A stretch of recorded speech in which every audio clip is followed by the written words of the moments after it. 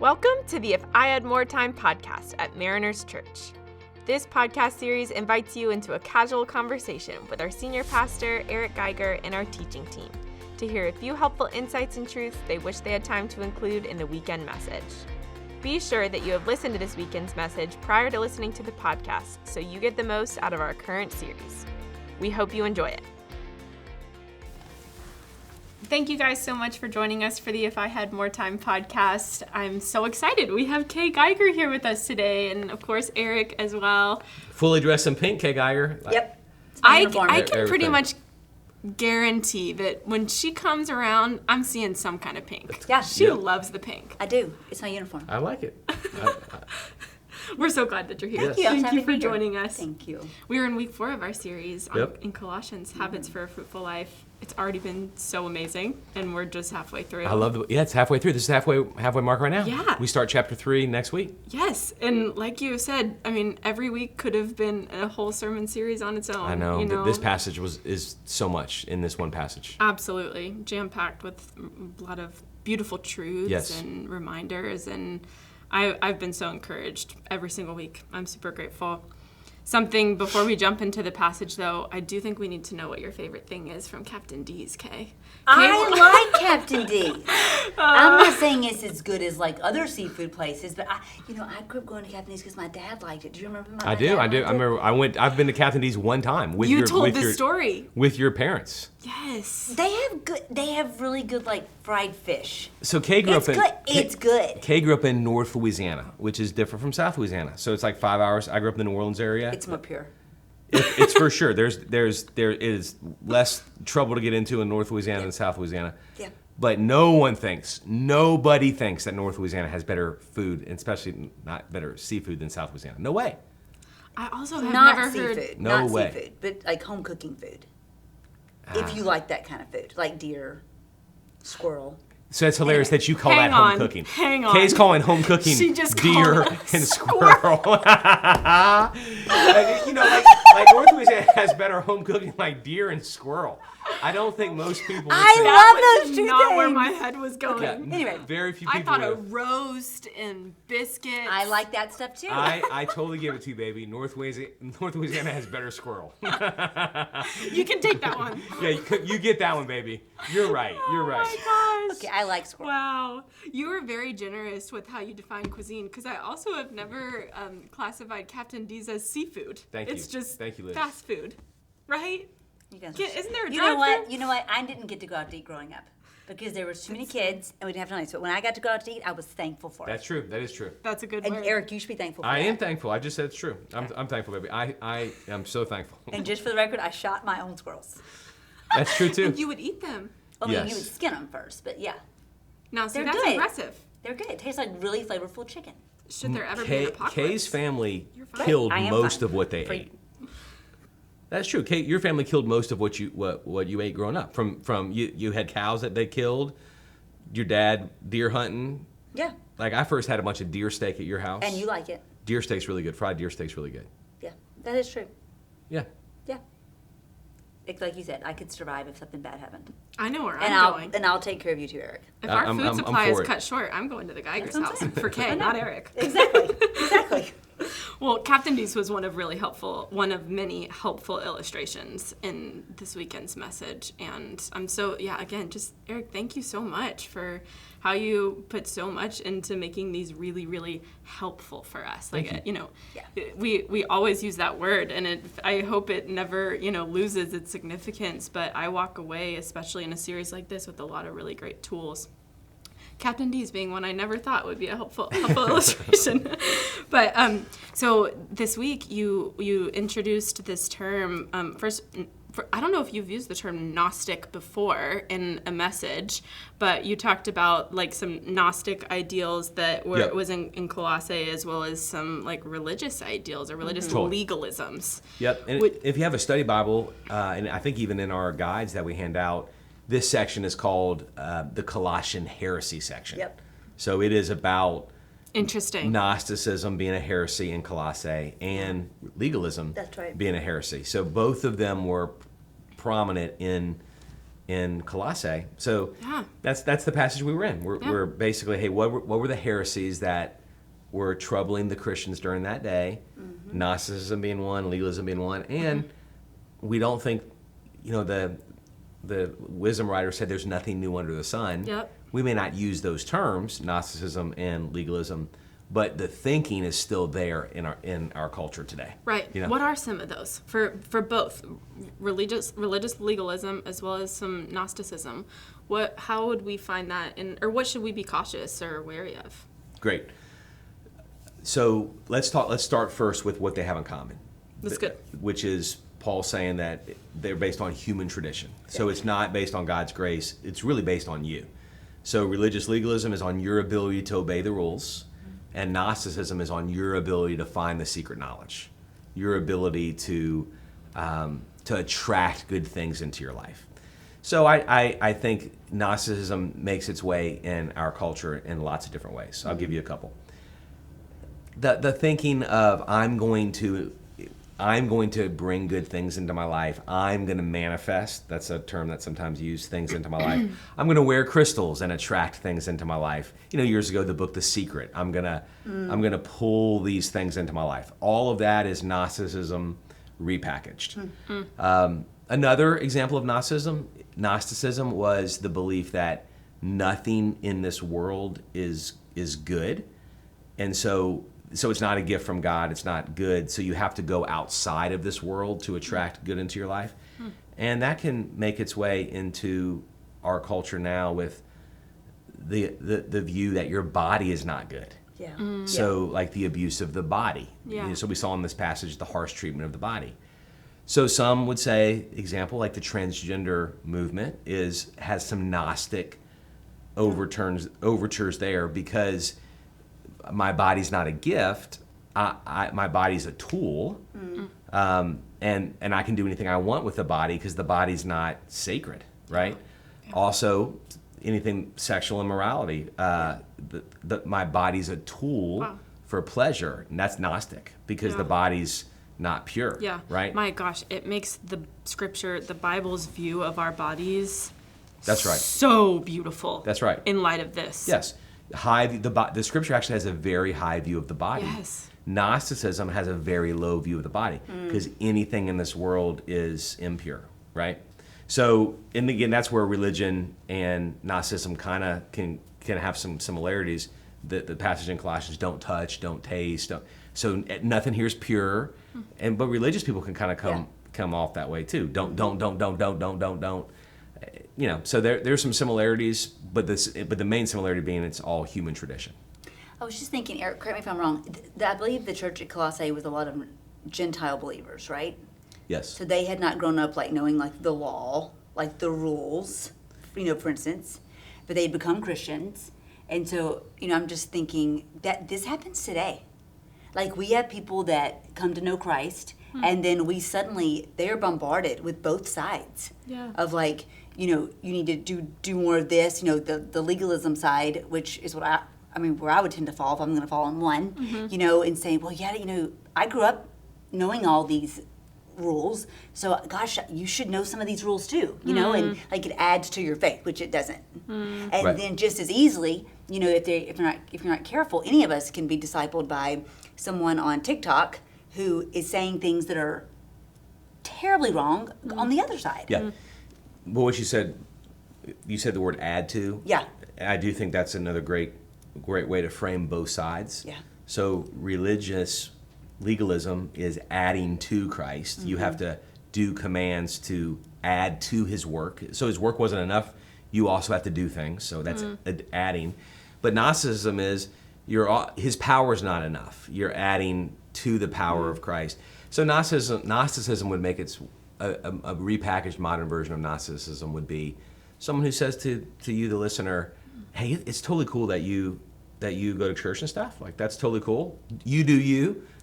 But also, what about this? So it would be mixing a whole lot of things. So have Christ, but also do this. Also do this. Don't do any and everything. Get as much power into your life as you can. That's Gnosticism. Yeah. So that's still happening today. Yeah. A longing for a power apart from Christ. And then religion, Yeah. for sure still happening today, longing for making myself right apart from Christ. Yeah. Do Yeah. you feel, or have you seen in pastoring and shepherding younger women too, do people tend to lean to one or the other more often, or is it both? Yeah, I thought a lot about that in preparing this, like even thinking about how to frame it. Yeah. You know, as I'm thinking about the people in our church, I'm wondering, I was asking myself that very question, like, does the person I'm speaking to lean towards one of these, or does each person have an equal struggle towards Yeah. both? And I think, I would have not shared this in the message. I'm glad we have this podcast, because I want to be able to edit this for the future. This might not be right. What I'm about to say might not be right. But as I thought about it this week and as I was praying for the message, I think it's likely that someone will lean towards, be tempted more towards one side or the other. I think so too. I think. I think so too. So if someone thinks the biggest trouble towards rest in their life is the world's just chaotic and they long for clarity. If they think the biggest problem is I don't have enough clarity, then religious Reggie can be really appealing to you, because he's going to give you some really clear rules, and you're going to feel good because you can tell yourself I did right. I Yeah. did the rules. That's right. If on the other hand you're actually really comfortable with lack of clarity, like you're very comfortable in life with ambiguity, you don't need clarity, you want more power, then I think you would probably lean more towards Gnosticism. Interesting. You know, and I think Kaye is saying you want the clarity, Yeah. and I Oh, think for sure. I love clarity. Obviously, I try to give clarity when I teach, but I think apart from my faith, I would be okay without clarity Yeah. and want more power. Huh. It's You know? interesting because it kind of feels like at the root of both of them, and again, this is my I think, it feels like control. Like it puts you in the control seat either way. 100%, because it's still you. Yeah. I'm obeying the rules. I'm finding the power, which is why Paul's saying all of this is based on human tradition, Yeah. human ability. It's all based on you. And I just can't stop thinking about the fact that these people that he's writing to, you know, man, it's so awesome that he wrote to them, because as someone who are new believers, and I feel like we'd be so careful with this too, like people who are just coming to know Christ, like not to put that pressure on them, like making sure they're discipled in a way that you have all you need. You know, I grew up because I think it may have a little bit to do with how we grew up as well. So I grew up, you know, being very good. Besides killing the squirrels. Well, yeah, that was survival. Just kidding. That was also good. That you know, like you said in your sermon about the, you know, feeling like you had like a boring story. You know, I have felt that way most of my life. I remember doing Rooted here and not wanting to share my story because it feels so boring. But you can't be more dead than dead. You may have said that to me before you said it to anybody else, because I know I needed to hear that. But because I was, you know, good, you know, growing up, I had this. I was definitely saved, followed Jesus through my, you know, teenage years. So thankful that I did. Obviously, don't regret that.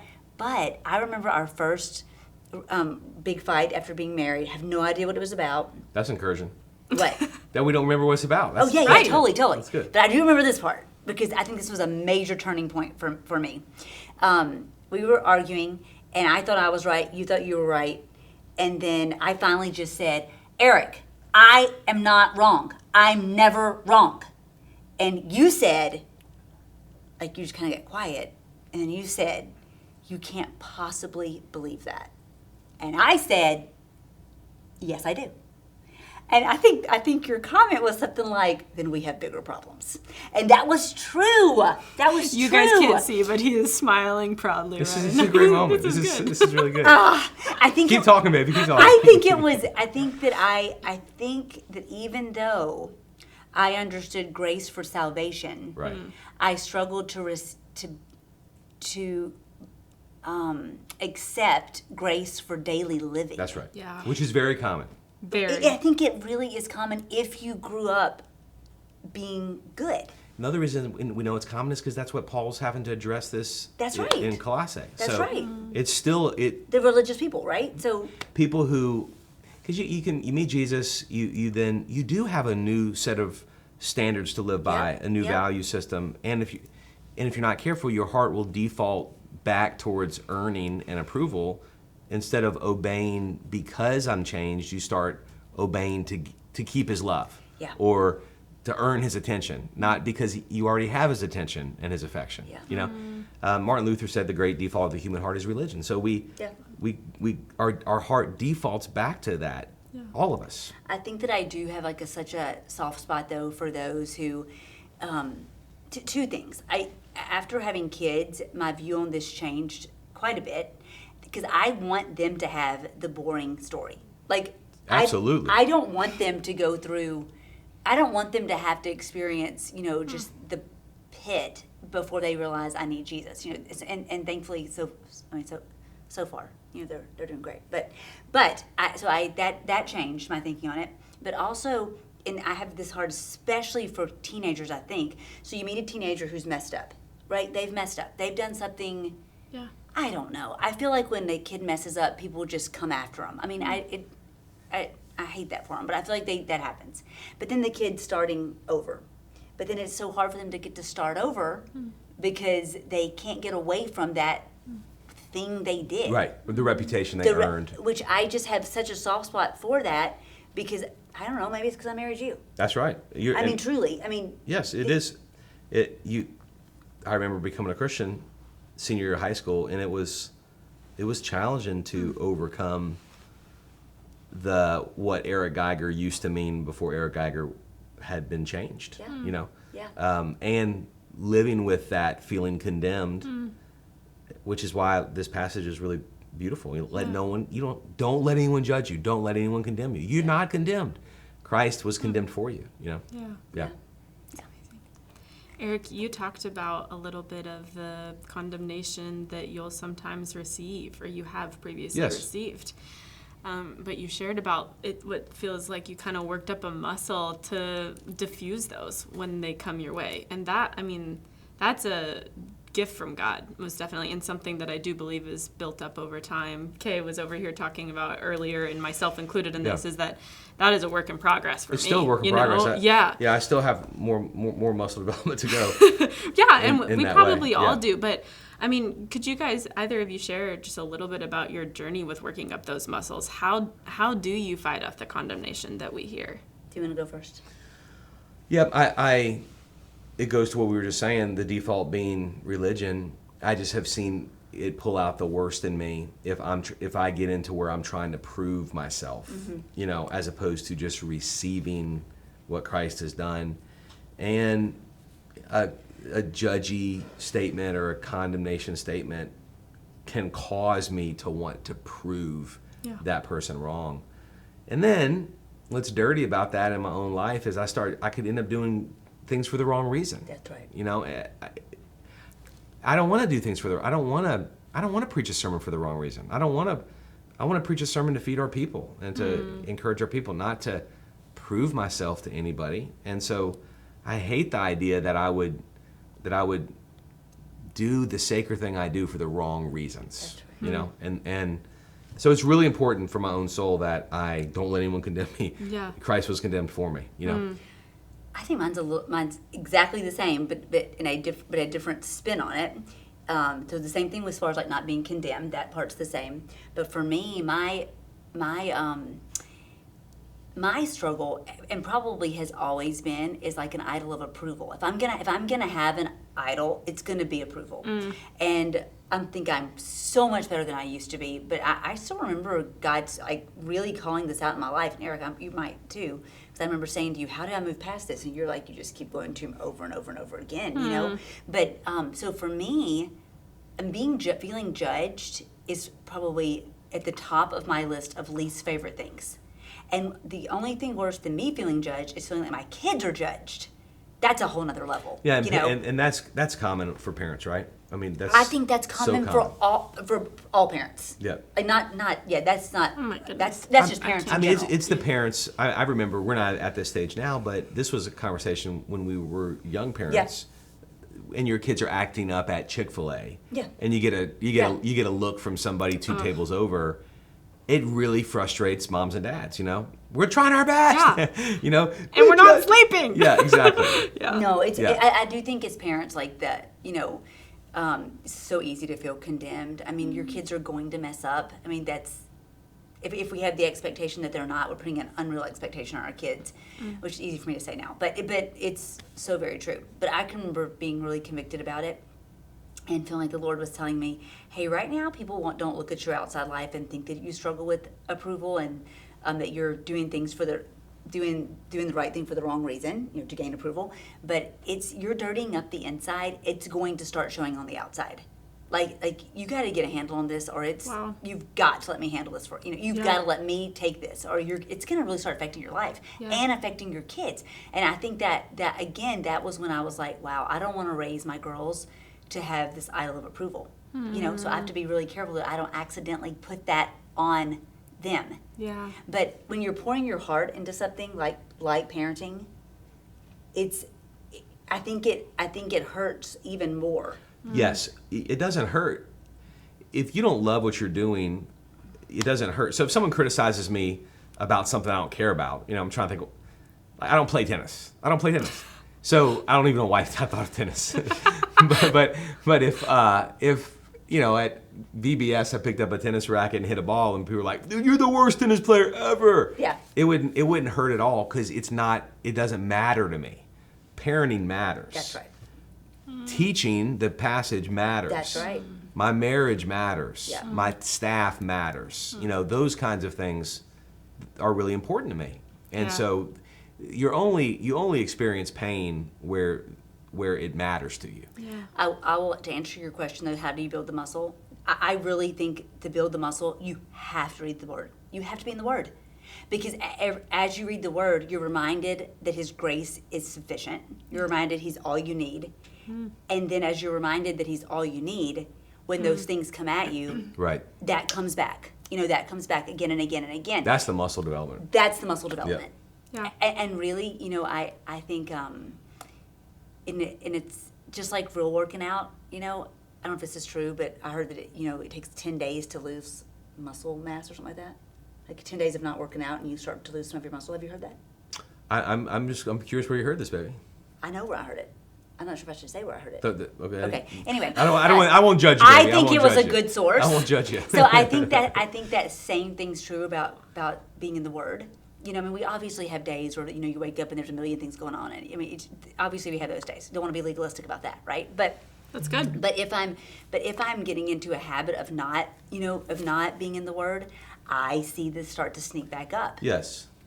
Totally. Because it's an area of weakness for me. Meaning you start to feel a little more sensitive, a little more like, ouch. On edge. Yeah. Oh, yeah. Yeah. Man. More worrisome. Yeah, that's good. I think the word you used in your sermon was, what was it? Why do we feel Restless? restless? Yes. More restless? I Totally. think that's a really good word to use. Yeah. Yeah, that's good. Super helpful. Thank you both.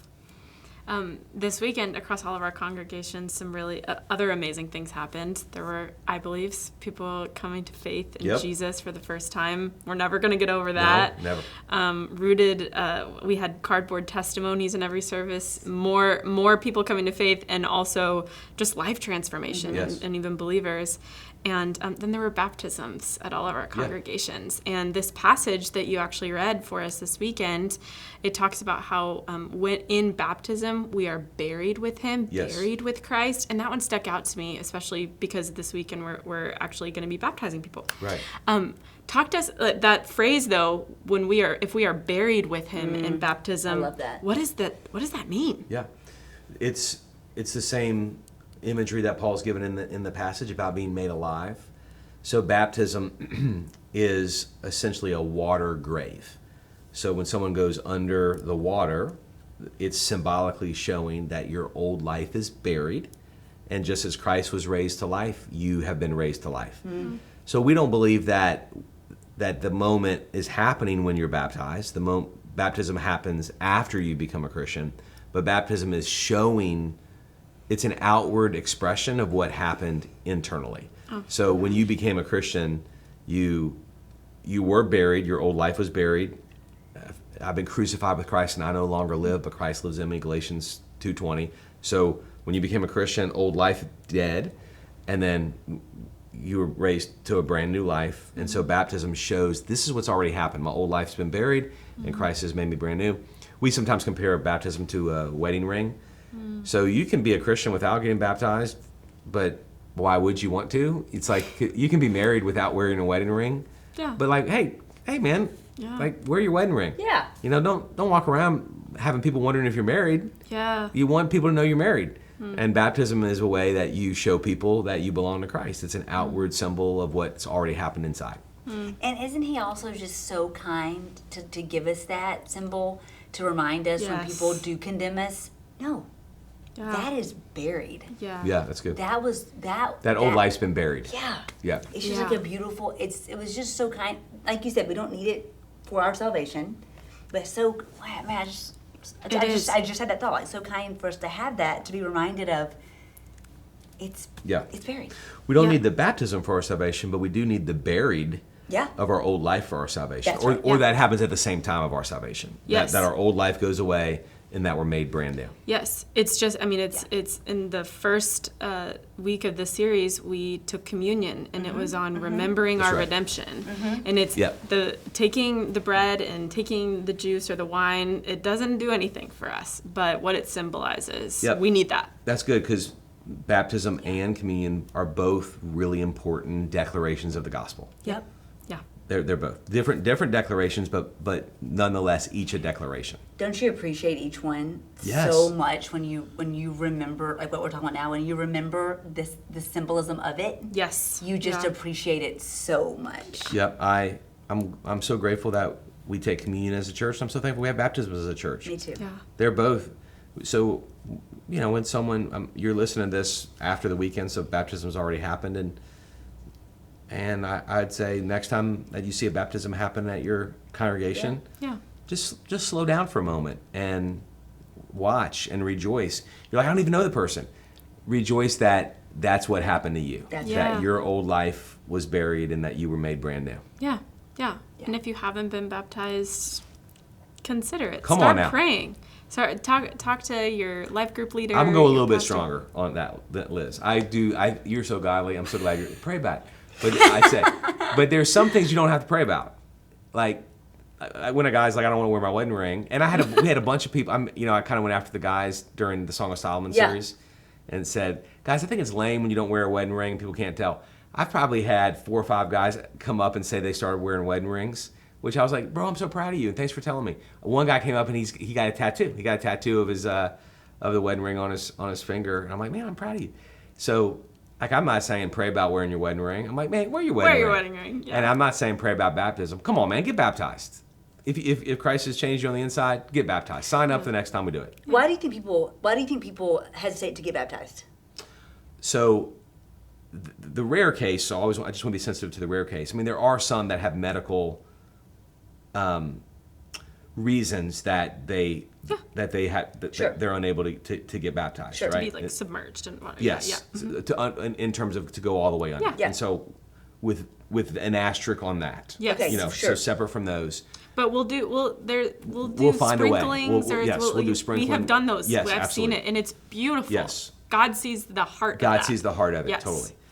So with that aside, I think for some it's man, can I just keep my faith just between me and God? I don't know if I want to do this thing in front of everybody. Yeah. It feels like such a big deal. I don't want to make a big deal. I just want my out of faith it. to be me and Jesus. Yeah. I don't want to go through like a religious symbol like that and I'd say that your faith isn't just you and Jesus. Your faith is personal, but it's never private. It's not private. And baptism is a part of making your faith public. So don't pray about it. Just do it. Pray for the faith to do it. Pray for the faith to do it. Pray about it, but pray for the faith to do it. That's what I meant. Yeah, that's good. Yeah, that's what I meant. Okay, thank you so much for joining us. Oh, it's always so And fun. Eric, thanks again. Absolutely. Awesome message. Great weekend. Thanks for hosting. Yeah. Thank you guys for joining us for the If I Had More Time podcast. Thanks for joining us today on the If I Had More Time podcast hosted by Mariners Church. We hope to see you next weekend at any of our congregations across Southern California or online. To view our service times at each congregation, be sure to check out our website at marinerschurch.org.